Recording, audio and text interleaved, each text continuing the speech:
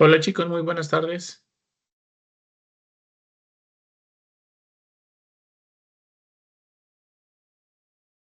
¿Sí me escuchan?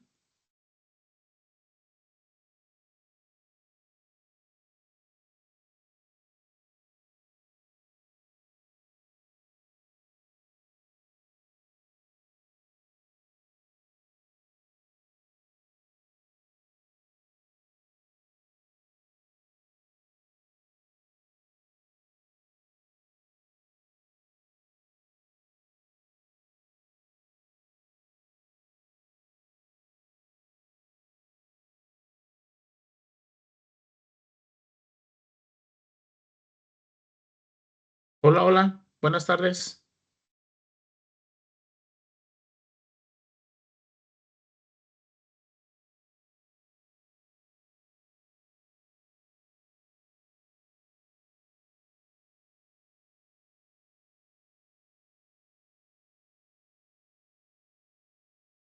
Hola, hola, ¿me escuchan?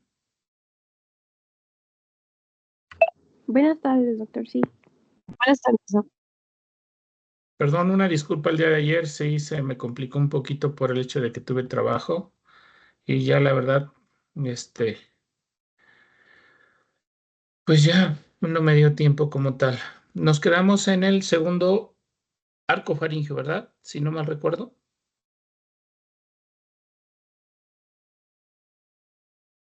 Hola, hola.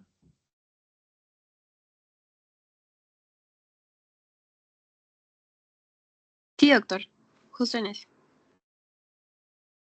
Entonces, vamos a ahora hablar acerca del segundo arco faríngeo, ¿ok? Vamos a hablar de su componente muscular. Como tal, pues bueno, va a formar lo que es el músculo platisma del cuello, que lo tenemos acá. Acuérdense ustedes que es el músculo cutáneo, el que le da nutrición y en este caso irrigación a lo que es la piel del cuello. Tenemos a todos los músculos de la expresión de la cara, desde en este caso el orbicular, el cigomático, el risorio, el orbicular de los labios, el depresor en este caso del labio inferior, el del mentoniano. Bueno, todos estos músculos de la expresión de la cara se va a formar del segundo arco faríngeo. ¿Y qué creen? Se forma el vientre posterior del músculo epigástrico. Traspolándolo a esta imagen, si se dan cuenta, aquí tenemos todos los músculos de la expresión de la cara y el vientre posterior de lo que es el músculo digástrico. ¿Quedamos?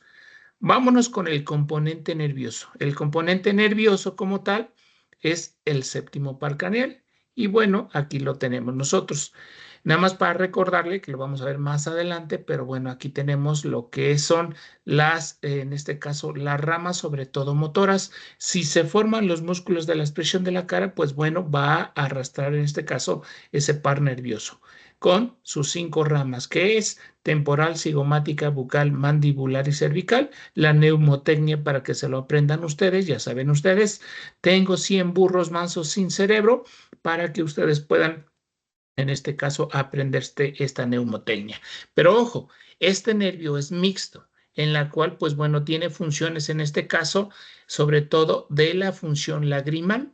En este caso tengo yo aquí viene en este caso el séptimo par craneal, pero se le agregan en este caso también parte de lo que es en este caso núcleo ambiguo, en la cual vienen raíces de salivación. Si se dan cuenta, hasta antes, en este caso, de lo que es en este caso la apófisis estiloides, tenemos como tal este tronco. Y bueno, a nivel de lo que es la parte petrosa del hueso temporal, tiene esta imagen donde tenemos aquí propiamente la porción horizontal del nervio. Aquí tenemos lo que es el ganglio geniculado y a partir de aquí vamos a encontrar otras divisiones. Entonces, tenemos la función de lagrimación y también forma lo que es la cuerda del tímpano, que lo tenemos acá. Esta cuerda del tímpano me va a condicionar también salivación de la glándula sublingual y glándula submaxilar. ¿Ok? Y bueno, aquí pasa la función especializada, que es la degustación. Esta porción, esta raíz nerviosa, es el séptimo bis o intermediado de Grüsberg, que tiene esa función especializada de recibir y de percibir, en este caso, los sabores. ¿Ok? Entonces, como tal, esta es una de las grandes funciones que nosotros tenemos. Esta rama va sobre todo a nivel de lo que es la glándula parótida. Entonces, cuando ustedes retienen el mecanismo de lo que es de las náuseas del vómito, ¿qué tienen ustedes? Empiezan a salivar, empiezan a lagrimear y empiezan en este caso también lo que es la secreción de la glándula parótida. Bueno, tenemos estas funciones de este par craneal. La porción cartilaginosa del segundo arco faríngeo se llama Reicher. Acuérdense que del primero es Meckel y este es el cartílago de Reicher. Igual sirve como esqueleto para el crecimiento de este arco faríngeo, pero se tiene que reabsorber. Y al reabsorberse va a tener como vestigio el hueso estribo, la apófisis estiloides del hueso temporal, la asta menor y la mitad de lo que es el cuerpo del hueso hioides. Entonces, el hueso del estribo, la apófisis estiloides, la mitad del cuerpo superior y hasta menor del hueso hioides. Estos son los vestigios de este cartílago de Reicher. Muy bien. Vamos ahora a pasar el tercer arco, ¿ok? Vamos a hablar de su componente muscular.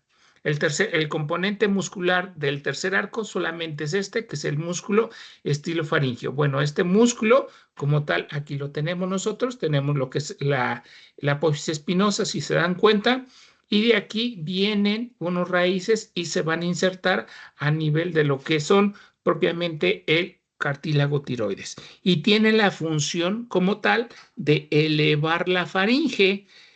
A nivel de la faringe, aquí tenemos los músculos constrictores, ¿ok? Estos músculos constrictores normalmente contraen, disminuye el diámetro. El estilo faringeo lo que hace es levantar y a la hora de que levanta, ensancha todo lo que es la faringe y es uno de los iniciadores de lo que es el mecanismo de la degustación. ¿Ok? Además de que en este caso eleva parte de lo que es el cartílago tiroides y genera dilatación de la faringe, obstruye en este caso la parte posterior de las coanas, donde en este caso permite que no entre aire para que en este caso inicie este mecanismo de lo que es la deglución. Muy bien, esta es la parte posterior. Y bueno, vamos a hablar de su componente, en este caso nervioso del tercer arco. Aquí nosotros vamos a tener al noveno par craneal, que ya saben ustedes que se llama glosofaringio, ¿ok? Y este glosofaringio, pues bueno, lo tenemos, sobre todo nace a nivel de bulbo, esa cresta neural nace a ese nivel, en la cual viene descendiendo, y fíjense cómo en este caso vamos a tener inervación, sobre todo a nivel del paladar blando, ¿ok? Vamos a tener inervación en el tercio posterior de la lengua, por atrás de la vea lingual. Aquí nosotros tenemos en este caso, la vea lingual, aquí tengo yo el agujero ciego, y el tercio posterior de la lengua va a dar esta sensibilidad y además va a dar inervación a lo que es la rinofaringe, orofaringe e hipofaringe. Ahora, fíjense bien, además de esto, pues bueno, también va a condicionar unas ramas que van directamente a lo que es la glándula parótida. ¿Esto qué quiere decir? Que el principal estímulo de lo que es la glándula parótida es el glosofaringio. Si yo les pregunto cuáles son de las glándulas sublingual y en este caso glándula submaxilar, acuérdense ustedes que es el séptimo par, pero de la glándula parótida es el glosofaringio, que nosotros tenemos aquí los nervios petroso menor, que viene de lo que es el plexo timpánico, que lo vamos a ver un poquito más adelante. Entonces, tiene esta función de estimular la secreción parótida, de sensibilidad en el tercio posterior de la lengua, de lo que es en este caso el paladar blando, además de que estimula y en este caso condiciona contracción de lo que es el velo del paladar y la sensibilidad de lo que es la parte posterior. Muy bien. Este nervio como tal, pues bueno, va a desencadenar una sensibilidad. Cuando nosotros tenemos afectado la lengua o tenemos una infección de lo que es la rinofaringe, la orofaringe, la hipofaringe, una masa, una tumoración, un absceso de esta zona, nosotros vamos a tener sobre todo dolor auditivo porque es precisamente por esta irritación de este nervio. Y pues bueno, es lo que normalmente nosotros, ¿cómo lo exploramos este nervio? Pedimos al paciente que abra la boca y a la hora de que nosotros tocamos el tercio posterior de lengua, ¿qué es lo que va a hacer? Se va a elevar, en este caso, el velo del paladar. Si el velo del paladar se encuentra uno abajo y otro arriba, y bueno, el que se encuentra abajo se va a encontrar con parálisis de lo que es en este caso paladar blando y estamos hablando de una lesión de lo que es el glosofaríngeo, se le llama signo de Verne, ¿ok? Ahora vamos a hablar de la porción cartilaginosa del tercer arco faríngeo. Bueno, va a formar, igual sirve como cilindroeje y se reabsorbe. Y lo que va a dejar de vestigio va a ser la mitad del cuerpo del hueso hioides y el asta mayor. Este es el vestigio de esta porción cartilaginosa del tercer arco. ¿Ok? Vámonos con el cuarto arco faríngeo. Pues bueno, este cuarto arco faríngeo tiene varios componentes musculares, sobre todo en este caso el músculo cricotiroideo, que normalmente lo encontramos en este sitio. O sea, ya lo vieron ustedes, que es cartílago tiroides. Aquí tengo yo el primer anillo traqueal. Pues bueno, va a formar este músculo, el cricotiroideo, va a formar el músculo periestafilino externo. Acuérdense que el primer arco faríngeo va a formar el periestafilino interno. Bueno, este va a formar el músculo periestafilino externo. No se les vaya a olvidar porque hay veces lo pregunto y a veces es pregunta de examen. Los músculos constrictores de la faringe que tienen una porción, en este caso, a nivel de lo que es la rinofaringe, a nivel de la orofaringe, y pues bueno, como tal se van a dividir en constrictores superiores, medios e inferiores. Muy bien, aquí lo tenemos también. Los músculos infrahioideos también vienen de este componente cartilaginoso y tienen como esta función, contraer y propulsar el bolo alimentario hacia lo que es el esófago, ¿ok? Entonces llega el bolo y este es el que condiciona lo que es el mecanismo de la deglución hacia lo que es el esófago. Y también en este caso con los movimientos de salivación. Cuando ustedes normalmente tienen un problema de falta de inervación de estos músculos, los pacientes no degluten. Entonces, si les piden ustedes que pasen saliva, el movimiento de mover el cartílago tiroides va a ser muy deficiente. ¿Ok? Y bueno, el componente nervioso del cuarto arco faríngeo, pues bueno, va a ser en este caso el décimo par craneal, llamado también neumogástrico. Este es el nervio que normalmente tiene el origen real aparente a nivel de lo que es el bulbo, desciende en este caso por el paquete vasculonervioso, la yugular y la carótida, y va a descender en este caso a través de este orificio y va a dejar inervación a nivel de lo que es la rinofaringe, a nivel de lo que es la faringe, desciende generando diferentes tipos de varios receptores, quimiorreceptores en la tráquea, en el esófago, en el estómago, a nivel de lo que es la vesícula biliar. En este caso, también actúa sobre todo a nivel de lo que son el esfínter, como es el cardias, el píloro, en la cual condicionan en este caso lo que es relajación e inician el mecanismo de lo que es la motilidad intestinal. Desciende y va a llegar hasta la mitad de lo que es el colon transverso. Entonces, este nervio es el de los más largos y con funciones parasimpáticas. Además que entonces las funciones van a ser a nivel de faringe, condicionando deglución, a nivel del pulmón izquierdo y derecho, generando en este caso quimiorreceptores a nivel de lo que es aparte del bulbo, a nivel del corazón, la frecuencia cardíaca, a nivel del estómago, el vaciamiento gástrico, a nivel del hígado, en este caso la secreción biliar, a nivel del páncreas, la secreción pancreática, y fíjense, todas estas funciones las tiene en este caso el vago. Entonces, cuando tenemos afectado este nervio, además de tener problemas de deglución, podemos encontrar afectados esas funciones que les había yo dicho. Entonces, este nervio vago pues se compone de diferentes núcleos que tienen funciones parasimpáticas y que pues bueno las va dejando conforme va descendiendo, en este caso desde bulbo, ¿ok? Vamos a hablar ahora el componente cartilaginoso de lo que es del cuarto al sexto arco. ¿Y por qué hablo de esto? Bueno, es de que estos cartílagos que los tenemos en este sitio, ¿ok? Se van a fusionar y van a formar los cartílagos de la laringe. Los que van a ser anestesiólogos, pues bueno, se los van a preguntar cuáles son. Tenemos el epiglotis, tenemos el cartílago tiroides, tenemos en este caso los cartílagos aritenoides que los tenemos aquí, el cartílago cricoides que también lo tenemos y tenemos en este caso también los cartílagos corniculados. Entonces, todos estos cartílagos se van a fusionar para formar los cartílagos de la laringe, del cuarto al sexto arco faringio. ¿Quedamos? Entonces, si se dan cuenta, pues bueno, conforme va descendiendo, en este caso el tubo neural, estas crestas neurales que se van formando, van a formando parte de los pares craneales.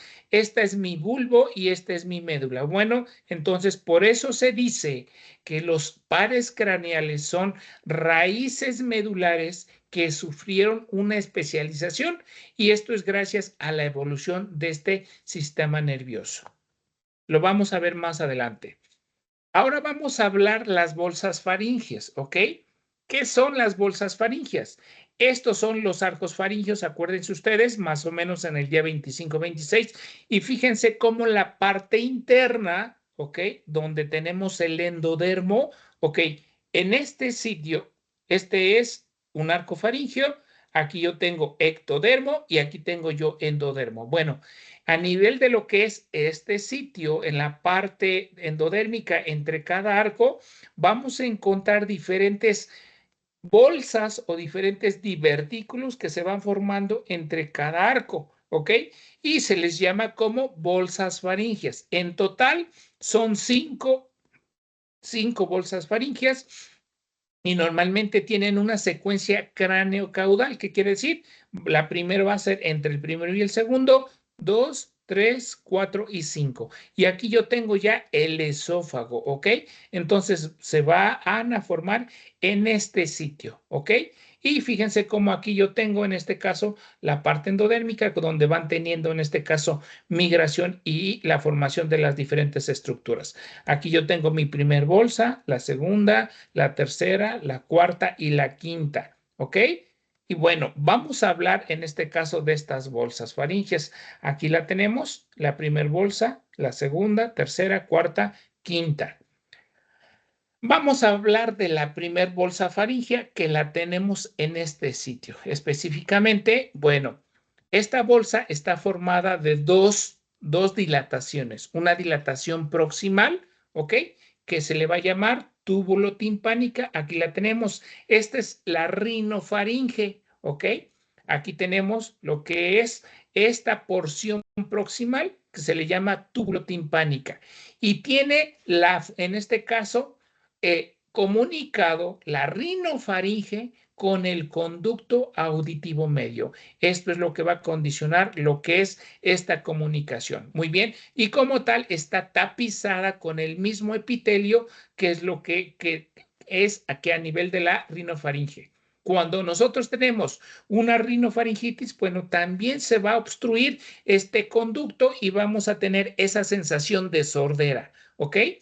Vamos a tener una porción distal, que es la parte más ensanchada, y esto va a formar lo que se le llama como conducto auditivo medio, donde tenemos las cadenas de huesecillos, el estribo, el yunque y el martillo, las tenemos aquí en este sitio.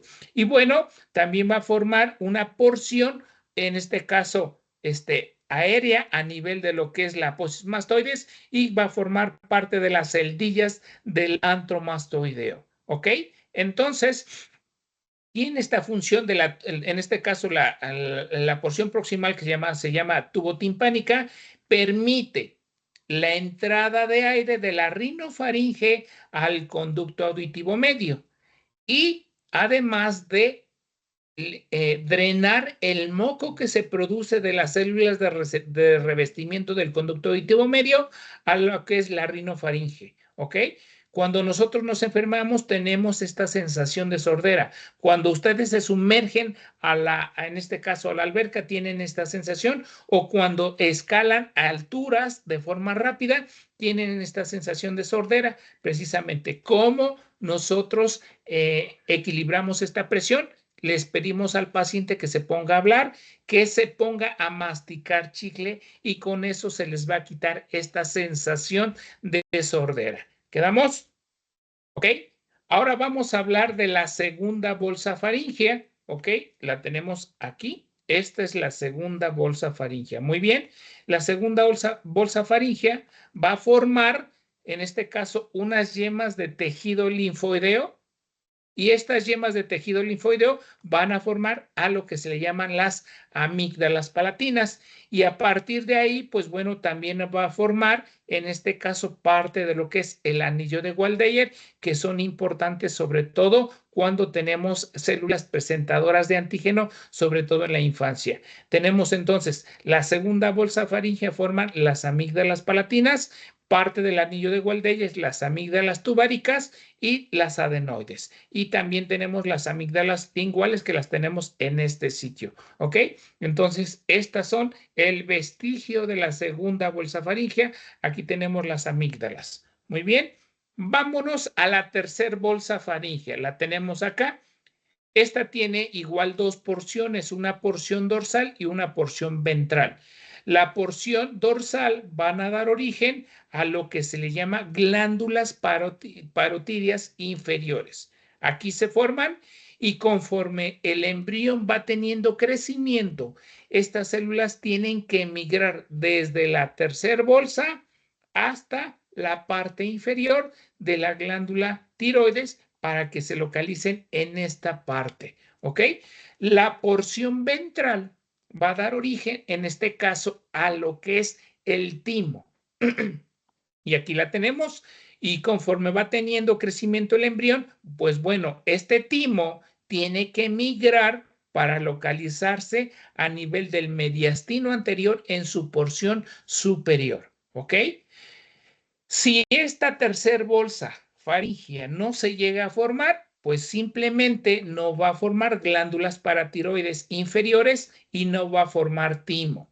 Y bueno, saben ustedes que el timo es muy importante para lo que es la diferenciación de lo que son linfocitos B y como tal, pues bueno, si no se forman linfocitos B, no tenemos anticuerpos. Al no tener anticuerpos, estamos propensos a tener infecciones respiratorias de forma continua que tarde o temprano podemos llegar, en este caso, a morir. Y condiciona lo que se le llama el síndrome de Guillain, que lo vamos a ver más adelante.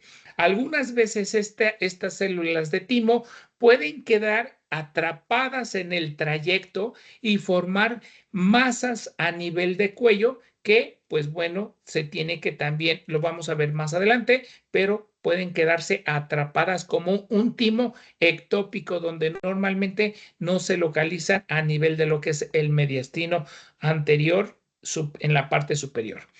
Vamos ahora a hablar de la cuarta bolsa faríngea. Aquí tenemos la cuarta bolsa faríngea, aquí la tenemos y va a formar a las glándulas paratiroides superiores. Si se dan cuenta, estas no van a migrar mucho, se forma de la cuarta bolsa y van a migrar y se van a localizar en la parte superior de cada lóbulo de la glándula tiroides. ¿Ok? La quinta bolsa, que la tenemos en este sitio, ¿ok? Se le llama último braquial o último tiroideo. Estas células de esta bolsa se van a adherir a la glándula tiroides para que integren y formen como tal esta glándula. Acuérdense que estas células coloides, pues bueno, también tienen esta función de almacenar la T3 y de T4. Cuando no se forman esta última bolsa, podemos encontrar pacientes con problemas de hipotiroidismo porque no tienen ese mecanismo de almacenamiento y maduración de T3 y de T4. ¿Ok? Aquí se tiene que integrar con esas células de la glándula tiroides. Muy bien. Y bueno, ya terminamos las bolsas faringes. ¿Hasta aquí alguna pregunta, chicos? Hola, hola.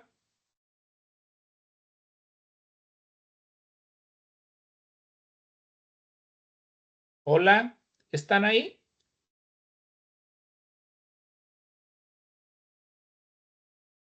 ¿Me Sí, escuchan? doctor, todo bien. De repente veo que se pierden. Ahora vamos a hablar de las membranas faringias, ¿ok? Bueno, las membranas faringias son estructuras bilaminares. ¿Esto qué quiere decir? Que están formados de dos células primitivas, en la cual el vestigio de esta membrana faríngea va a ser lo que es la membrana del tímpano. ¿Y por qué es una estructura bilaminar? Porque externamente está, en este caso, integrada por células de ectodermo y en la parte interna de células de endodermo. Entonces, el único vestigio de esta membrana faríngea va a ser lo que es el tímpano. ¿Quedamos? Entonces, acuérdense que el tímpano, pues bueno, me va a diferenciar entre lo que es el conducto auditivo externo y el conducto auditivo medio. ¿Ok? Ahora vamos a hablar de las hendiduras. ¿Y cuáles son las hendiduras? Las hendiduras es lo que vemos nosotros del embrión, ¿ok? Si vemos nosotros un embrión por la parte de la cavidad amniótica, vamos a ver en este caso estos arcos faringios, ¿ok? Aquí tengo yo el primero, el segundo, el tercero, el cuarto, ¿ok? Y bueno, estas hendiduras se encuentran en la parte externa. Aquí las tenemos.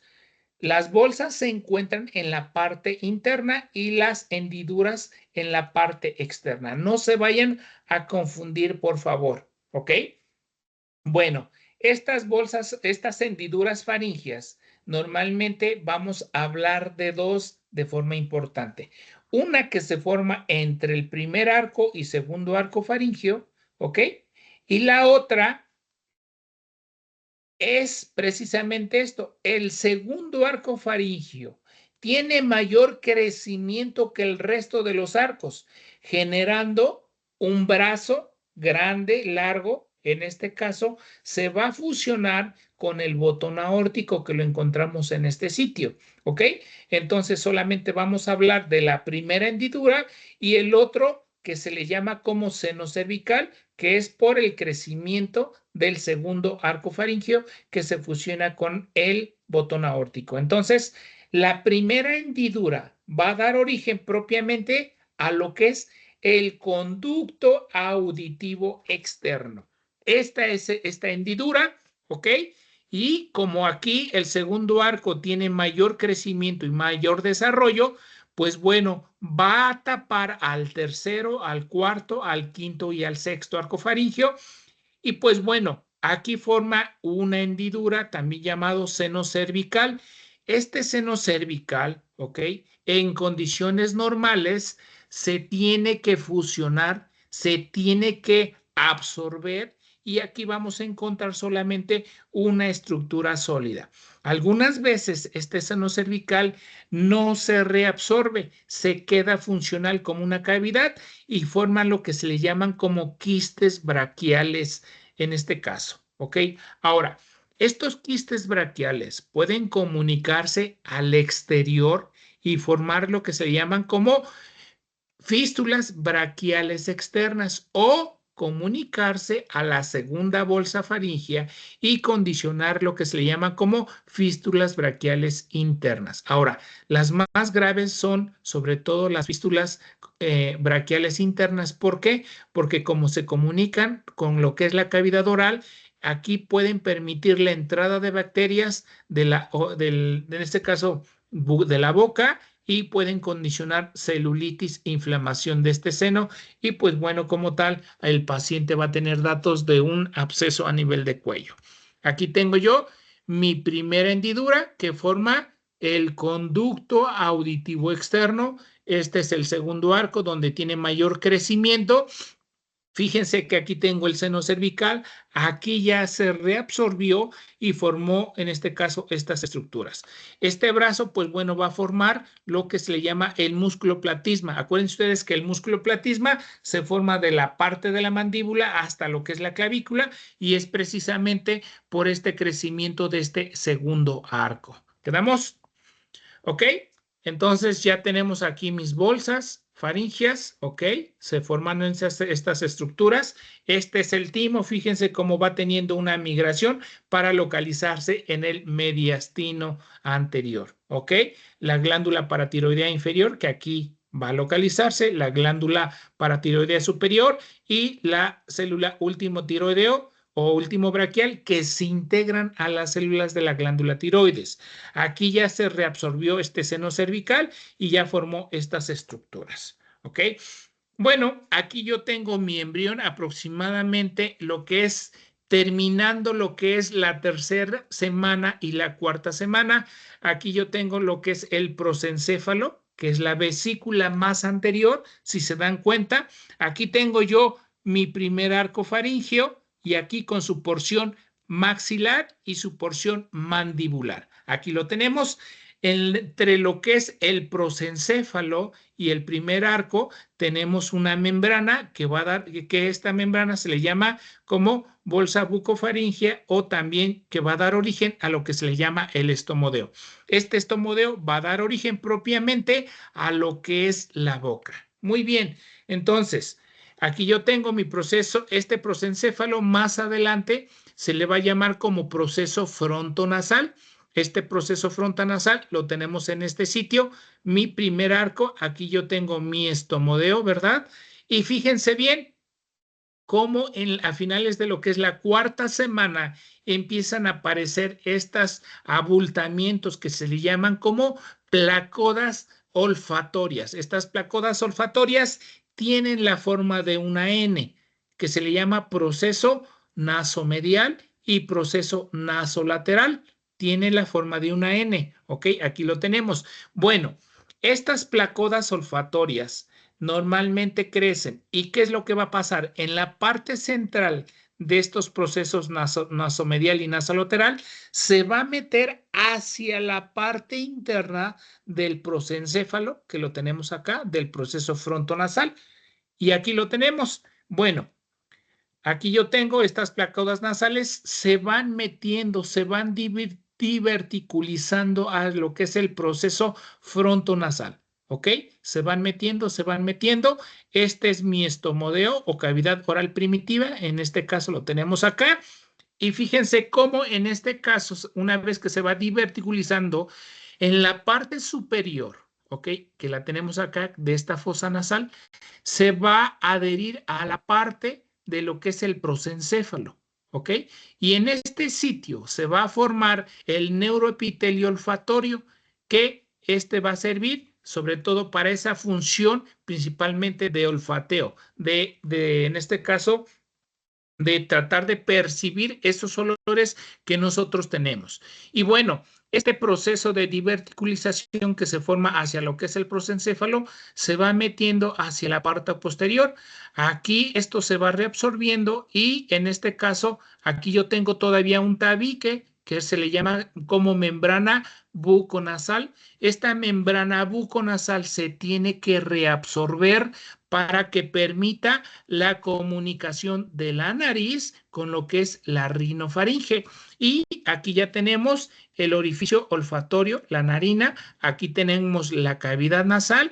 En la parte superior tenemos lo que es la formación del primer par craneal y aquí tenemos las coanas donde permiten la entrada de aire hacia lo que es la rinofaringe. ¿Ok?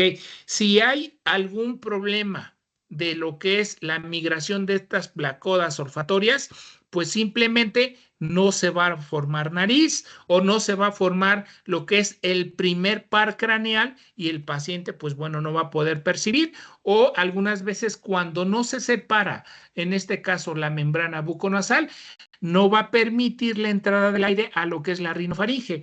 Por eso cuando un niño nace, nosotros tenemos que pasarle una sondita orotraqueal a través de cada narina para ver si está permeable y no tenga problemas, sobre todo más adelante de la deglución y tenga problemas de hipoxia. Muy bien. Entonces, aquí tengo yo mi cavidad nasal propiamente dicho. Aquí nosotros percibimos, aquí tenemos el neuroepitelio del primer par craneal. Aquí yo tengo la lámina cribosa del etmoides y aquí tengo yo el bulbo olfatorio. Muy bien, esta es la parte posterior, haciendo un corte, en este caso coronal, de lo que es a nivel de lo que es la rinofaringe, donde encontramos aquí la parte de las coanas. Este es, en este caso, tenemos el vómer, tengo yo en este caso el piso de la nariz y esta es la parte de las coanas. Algunos síndromes podemos encontrar atresia o falta de perforación de esta membrana buconasal. Muy bien, entonces, en los defectos de holoprosencefalia, pues bueno, podemos encontrar en la ciclopia arritmia, que quiere decir que no se formaron estas placodas olfatorias y como tal no se va a formar nada de nariz, no tiene el primer par craneal. Aquí tenemos en la sebocefalia, tenemos alteraciones de la formación, pero puede ser que tengamos en este caso el primer nervio olfatorio. Aquí este es un paciente con arritmia, si se dan cuenta, se formó, aquí este paciente tiene hipertelorismo, pero no se formó lo que son en este caso las placodas olfatorias y no tiene en este caso este mecanismo de olfacción. Muy bien, hay otro síndrome que se le llama el síndrome de Chandler. Este síndrome de Chandler, además de en este caso de estas características que es el coloboma a nivel de lo que es el iris, defectos cardíacos, encontramos atresia en este caso de la parte posterior que son las coanas. Esta es una tomografía, si se dan cuenta, donde no encontramos esta permeabilización. Si le hacemos en este caso, una horoscopía, ¿sí? Con fibroscopio, nos damos cuenta que aquí las coanas pueden encontrarse discretamente perforadas o sin perforación. Y pues bueno, la tienen que perforar en este caso lo que son los otorrinos para que permitan la entrada del aire. En este síndrome, pues bueno, el síndrome de Chandler, podemos encontrar atresias de coanas, que ya se ven ustedes que es por falta de separación de la membrana, en este caso buconasal. Bueno, ahora vamos a hablar de una estructura de la lengua. Y pues bueno, esta lengua, pues bueno, se va a formar de los 4 arcos faringios, ¿ok? Del primer arco, ¿ok? Aquí yo tengo mi primer arco. Se van a formar estas 2 prominencias, ¿ok? Y de la parte central que se le llama tubérculo impar. Entonces, del primer arco se forman 2 prominencias laterales y un tubérculo impar, que lo tenemos nosotros de rojo, ¿ok? Ahora, del segundo arco faringio, ¿ok? Del tercer arco faringio, se va a formar esta estructura que se le llama cúpula hipobraquial, ¿ok? Y esta estructura, pues bueno, se va a fusionar con el tubérculo impar y con estas prominencias laterales. Del cuarto arco faringio se va a formar una estructura media que va a dar origen propiamente a lo que es la epiglotis, que la encontramos en este sitio. Muy bien, entonces, aquí yo tengo mis prominencias laterales de mi primer arco, el tubérculo impar. Fíjense cómo este arco faringio va a tener mayor crecimiento que el resto de las estructuras para formar las 2/3 partes de la lengua, también llamada lengua móvil, y se encuentra siempre por delante de la vela lingual. Aquí yo tengo el tubérculo impar. Muy bien. Del tercer arco faringio van a formar lo que se le llama como cúpula hipobraquial. Aquí la tenemos, la cúpula hipobraquial, que va a formar la tercera parte posterior de la lengua, o también llamada la lengua fija o inmóvil, ¿ok?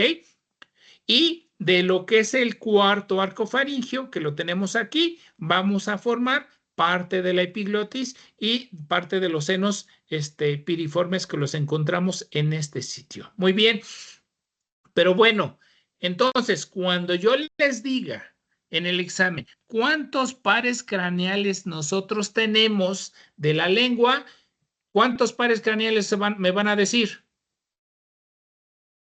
Chicos.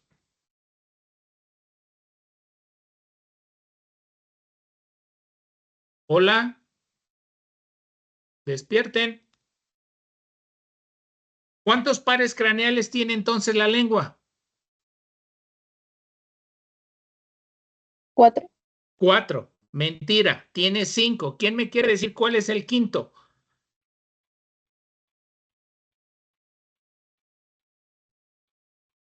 ¿Cuál es el nervio que se encarga de la movilidad de los músculos de la lengua?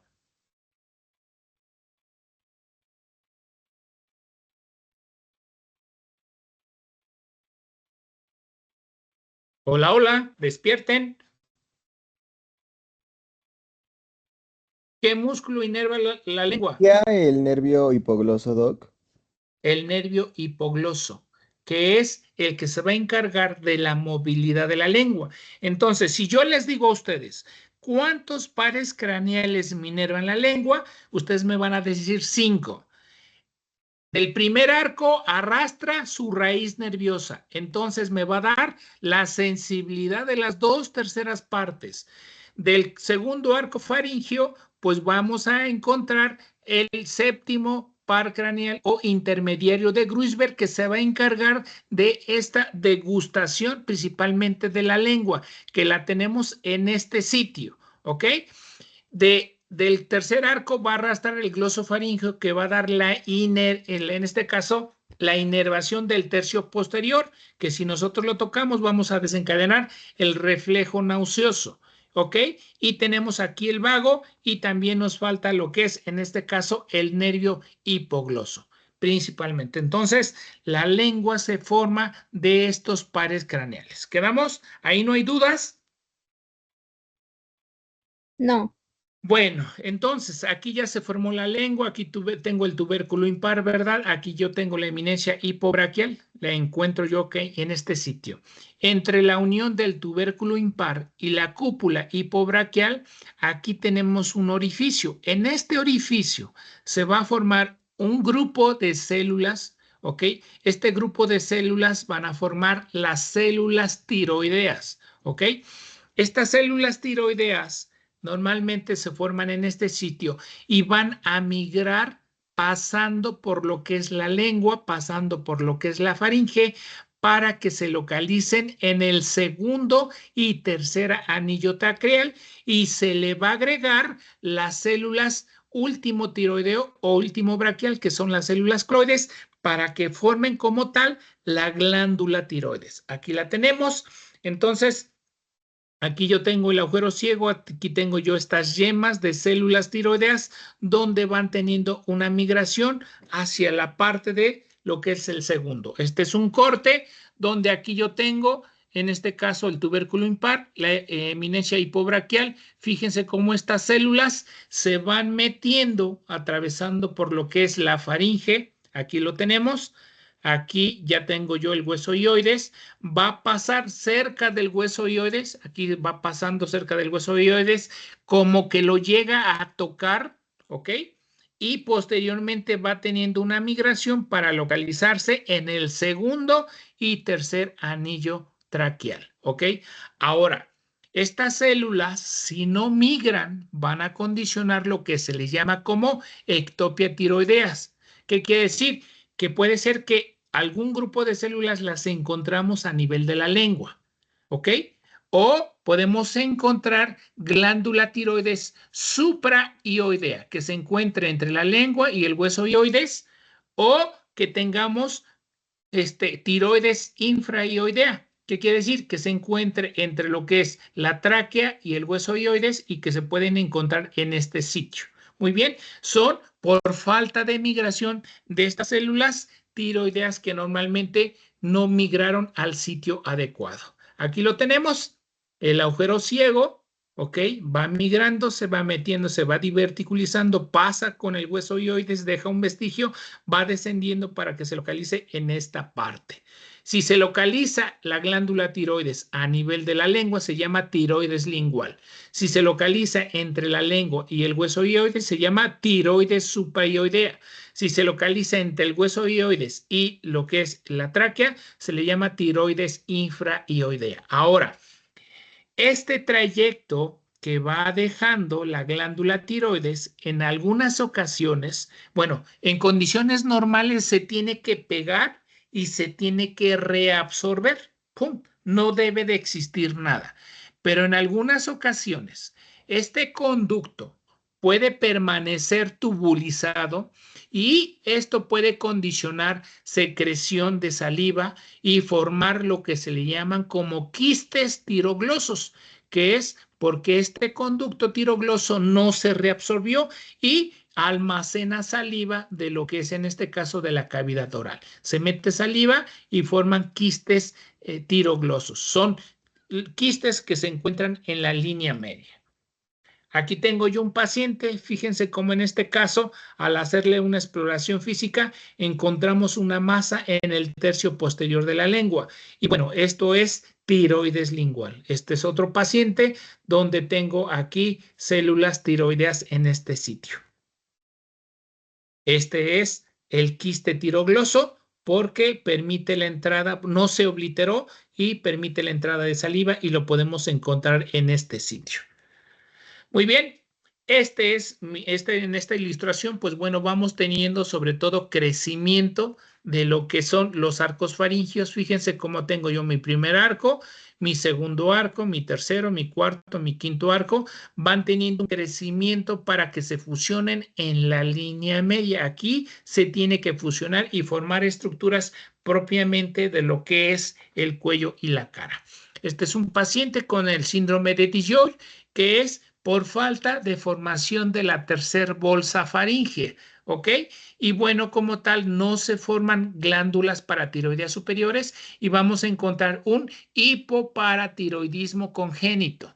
Vamos a encontrar también malformaciones cardíacas y vamos a encontrar también, en este caso, problemas de susceptibilidad a las infecciones debido a que no se forman y no se maduran los linfocitos T y como tal, pues bueno, este tipo de pacientes se llegan a fallecer por problemas de susceptibilidad a infecciones. Además de que tienen en este caso filtrum corto, deformidad de la boca de pez, tienen hipoplasia tiroidea, tienen alteraciones cardíacas que no me voy a mencionar, no me voy a detener, solamente el síndrome de DiGeorge es característico realmente por lo que es en este caso la migración de lo que es el timo. Y como tal, una vez que ya vimos los arcos faringios, ahora vamos a ver un poco de las alteraciones de la falta de migración de esto.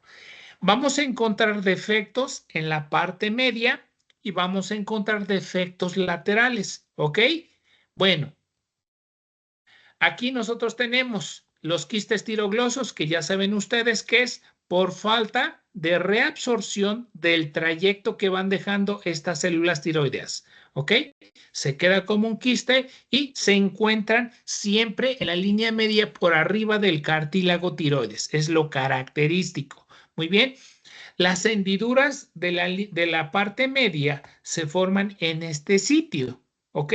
¿Qué quiere decir? Que estos arcos faringios casi se cerraron, pues bueno, les faltó y podemos encontrar orificios, mamelones, cordones cicatrizales que los podemos encontrar en este sitio. Son defectos de la línea media de los arcos braquiales. Ahora vamos a hablar de los defectos laterales. ¿Ok? Los encontramos siempre en este sitio, por delante del músculo esternocleidomastoideo y vamos a hablar de los quistes braquiales, ¿ok? Los quistes braquiales, acuérdense ustedes que normalmente es porque en este caso no se cerró el seno cervical, ¿ok? Y este seno cervical forma esta cavidad produce líquido y podemos encontrar masas por delante del músculo esternocleidomastoideo. Pero ojo, no nada más voy a encontrar eso. Puedo encontrar lo que se le llaman como fístulas braquiales externas donde tengo comunicación con lo que es el cuello o que tenga yo una comunicación a la segunda bolsa faríngea que se le llaman como fístulas braquiales internas que son un poquito más agresivas. Podemos encontrar también tumores tímicos. ¿Qué quiere decir? Que se formó el timo, pero no migró. Al no migrarse, se quedó atorado en esta parte del cuello y pueden formarse como tal o verse como masas sólidas. Podemos encontrar también lo que se le llaman como fístulas preauriculares, que las tenemos siempre por delante de lo que es el pabellón auricular. ¿Ok? Aquí tenemos las fístulas preauriculares, tenemos las fístulas, en este caso fístulas braquiales externas, son los diferentes orificios por donde podemos encontrar estas fístulas. Podemos encontrar el quiste braquial, que lo encontramos en este sitio, ¿ok? O los tumores tímicos, que son por falta de migración del timo en esta parte del cuello. Los defectos de la hendidura cervical media los encontramos en este sitio, en forma de una hendidura cervical, en forma de un cordón cicatrizal, en forma de un cordón fibroso, aquí tenemos un cordón fibroso, en forma de un seno caudal, aquí tengo yo un orificio, o en forma de un mamelón cutáneo. Son las diferentes formas de cómo puedo yo encontrar defectos de la hendidura cervical media, que es por falta de fusión y reabsorción de esos arcos faringeos. Pero afortunadamente ya existe la cirugía plástica y por medio de una zetaplastía, pues podemos retirar estos defectos embriogénicos que quedan al nacer y pues bueno, ya con la cirugía de una zetaplastía podemos corregirlo sin ningún problema. Este es un cordón fibroso, si se dan cuenta, aquí yo tengo otro cordón fibroso. Muy bien. Este es un paciente que tiene, en este caso, un quiste tirogloso, son defectos de la línea media, siempre por arriba del cartílago tiroides. Acuérdense ustedes. Muy bien. Este es cómo se formaron estos quistes tiroglosos. Esta es una paciente mayor con un quiste tirogloso de mayor tamaño. Son muy raro encontrarlos en pacientes grandes. Es más común en la segunda y tercera década de la vida, pero lo podemos encontrar en pacientes mayores. ¿Ok? Los vestigios braquiales. Estos vestigios braquiales los vamos a encontrar siempre por delante del músculo esternocleidomastoideo y los encontramos como, en este caso, prominencias llenas de hueso o de cartílago. Los encontramos en este sitio como si fueran unos cuernos, ¿ok? Pero están compuestos de cartílago y de tejido óseo. Los podemos retirar sin ningún problema, ¿ok? Estas son las fístulas preauriculares que las encontramos por delante del pabellón auricular. Tenemos una zona triangular que es muy común encontrar estos orificios. Estos orificios, bueno, son tejido ectodérmico que quedó atrapado en lo que es el mesodermo. No se reabsorbió y pues bueno, como tal forman trayectos, senos. Fíjense aquí como yo tengo una hendidura, una fístula preauricular. Fíjense cómo tengo yo una comunicación con la piel. Aquí tengo este tejido ectodérmico, aquí tengo yo otro, uno de tipo sacular, otro de tipo fusiforme, y pues bueno, son las diferentes formas que normalmente tienen. Ahora, ¿qué características tiene esta fístula preauricular? Bueno, está compuesto de piel. Todo lo que es la parte interna de la fístula preauricular tiene piel. Y al tener piel, tiene glándulas sebáceas, glándulas sudorípadas y pelo. Y esto puede condicionar que sea un cultivo adecuado para las bacterias y ya que pues no permite una muy buena aireación, entonces puede condicionar abscesos o celulitis por este problema que se llaman como fístulas preauriculares. ¿Ok? Aquí yo tengo en este caso una fístula preauricular. Fíjense cómo tienen en este caso diferentes trayectos y formas hacia la parte posterior del pabellón auricular, en este caso por delante del músculo, del nervio facial, y en este caso está en contacto con lo que es la glándula parótida. Entonces hay que tener cuidado. No es tan fácil resecar estas glándulas precisamente por su cercanía con lo que es el séptimo par craneal. ¿Ok? Aquí yo tengo en este caso un paciente que tengo yo el orificio, fíjense que tiene un trayecto y aquí yo tengo la parte sacular que es un quiste ya infectado, tiene datos de hiperemia, dolor, fiebre y pues bueno, aquí se tiene que resecar. Se tiene que quitar el orificio, el trayecto y toda la parte interna de lo que es el quiste. Si solamente yo abro aquí, dreno el sebo, o dreno en este caso el material infectado y dejo yo el trayecto con el orificio, se va a volver a hacer. Entonces hay que tener mucho cuidado y conocer precisamente esto. Yo creo que por el tiempo que tenemos nosotros la vamos a dejar aquí y vamos a continuar el día de mañana. Veo que casi ya no se conectan muchos. ya se fueron a sus clases, pero van bajando en este caso los alumnos. Pónganse a estudiar, por favor, chicos. Nos vemos el día de mañana. Mañana sí pregunto. Sí, doctor. Hasta luego, gracias. Hasta luego. doctor. Gracias, doctor. Espero le vayan entendiendo.